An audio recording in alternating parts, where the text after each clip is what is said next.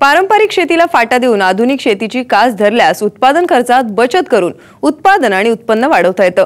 पुणे जिल्ह्यातल्या बारामती तालुक्यातल्या झारगडवाडीच्या दत्तात्रय बिचकुले यांनी एका एकरात दुधी भोपळ्याची लागवड करून 5 महिन्यात 2,95,000चा निव्वळ नफा कमावलाय। आज आपण दत्तात्रय यांच्या दुधी भोपळ्याची शेती पाहण्यासाठी बारामती तालुक्यातल्या झारगडवाडीत जाणार आहोत। पुणे जिल्ह्यातल्या बारामती तालुक्यात झारगडवाडी गावात दत्तात्रय बिचकुले यांच्याकडे वडिलोपार्जित 7 एकर शेती आहे। त्यांचा मोठा भाऊ नांदेड जिल्ह्यात नोकरीला आहे। दत्तात्रय आणि बाळासाहेब हे दोघं शेती बघतात। दत्तात्रय यांचं बीकॉम पर्यंत शिक्षण झालंय। शिक्षणानंतर नोकरीच्या मागे न लागता ते शेतीकडे वळले। 7 एकर शेतीत 2.5 एकरांवर द्राक्ष, 1.5 एकरात ऊस आणि 2 एकरात ते भाजीपाला लागवड करतात। सुरुवातीला टोमॅटो, दोडक्याची लागवड ते करत असत। आता घरी शेती बघायला वडील म्हणजे तू बघ शेती, मग मी लक्ष घातलं जरा शेतीत। मग सुरुवातीला आम्ही टोमॅटोची पिकं घ्यायला लागलो, घरची घरी जाप-दोन थोडंसं यायला, त्याच्यात बऱ्यापैकी मला उत्पन्न मिळायला लागली। मग नंतर कुठं भोपळाला हे कारले, दोडका अशी पिकं मी घेत राहिलो। मग द्राक्षाचं क्षेत्र बी वाढवलं। दत्तात्रय यांनी 7 एकरांपैकी 2.5 एकरात द्राक्षांची लागवड केली आहे। याच बागेत त्यांनी वायनरीचाही प्रयोग करून बघितला, मात्र त्यात त्यांना अपयश आलं। वायनरीत अपयश आल्यानं स्टेजिंग रिकामं होतं। त्या ठिकाणी त्यांनी वेलवर्गीय पिकांची लागवड करण्याचा निर्णय घेतला। या संबंधी माहिती घेत असताना त्यांना दुधी भोपळा पीक फायदेशीर वाटलं।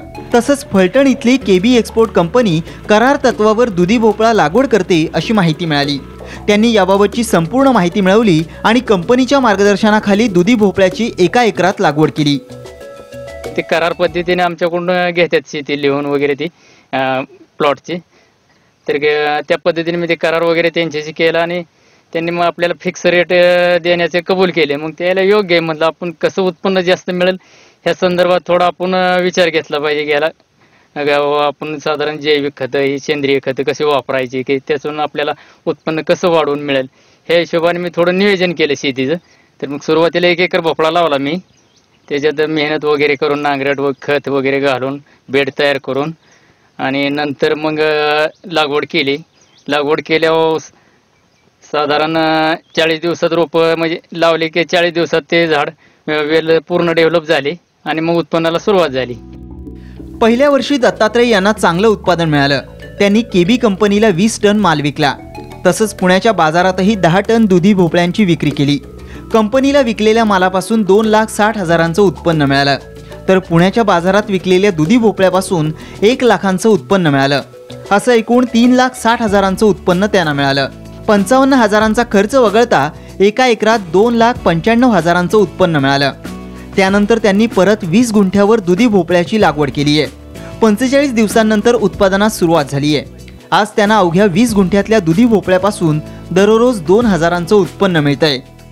तर आता सरासरी माझा माल एक साधारण कंपनीला 140 किलो पर्यंत जातोय आणि मार्केटला बी 70 किलो जातोय पुण्याला। एक साधारण ते 220 किलो सध्या माल रोज निघतोय, त्यातून मला 2-3 हजार रुपये रोजचे भेटून जातात। आधुनिक शेती करत असल्यापासून दत्तात्रय बिचकुले यांना शेतीतून चांगलं उत्पन्न मिळतंय। पूर्वी पारंपरिक पद्धतीनं शेती करत असताना पाटानं पाणी दिलं जायचं, तसंच खत आणि नियोजनाचा अभाव असल्यानं शेती तोट्यात जात होती। मात्र आता पिकांना पाणी आणि खत देण्यासाठी ठिबकचा वापर करण्यात येतो, त्यामुळे शेतीतून भरघोस उत्पन्न मिळतंय। त्यामुळे दत्तात्रय यांचे वडील किसन बिचकुले यांनी समाधान व्यक्त केलंय। आमचं भागतच नव्हतं, हे सुधारित पद्धतीनं पोरं करायला लागले, त्याच्यामुळं व्यवस्थित आमचं उत्पन्न वाढलंय। चांगलं 2 पैसे मिळतात आम्हाला। झाडे लावून ड्रीपद्वारा पाणी देतो, त्यातनं लाईट असल्यानंतर माझ्याकडे समजा गवत झाले तर मी ट्रॅक्टरच्या साहाय्याने गवताची मी निगा करतो, त्यामुळे मला गवताचा काहीच प्रादुर्भाव होत नाही। शेतीच्या कामात दत्तात्रय यांना त्यांची पत्नी आणि वहिनीची मदत मिळते। ते दररोज शेतात जाऊन काम करतात। एकत्र कुटुंब असल्यानं मजुरीचा खर्च कमी होण्यास मदत होते।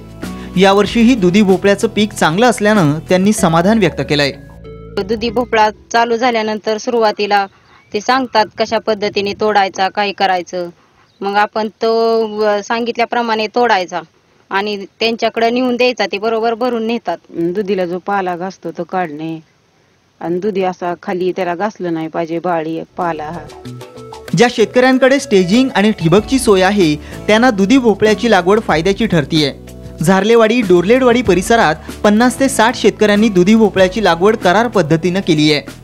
दुधी भोपळा लागवडीपासून ते काढणीपर्यंत वेळोवेळी कंपनीमार्फत सल्ला देण्यात येतो। दुधी भोपळ्याची लागवड करताना 2 ओळीत 6 फुटांचं अंतर ठेवतात, तर 2 रोपात 3 फूट अंतर ठेवण्यात येतं। औषधांचा खर्च कंपनी करते, खतांचा खर्च आपल्याला करावा लागतो।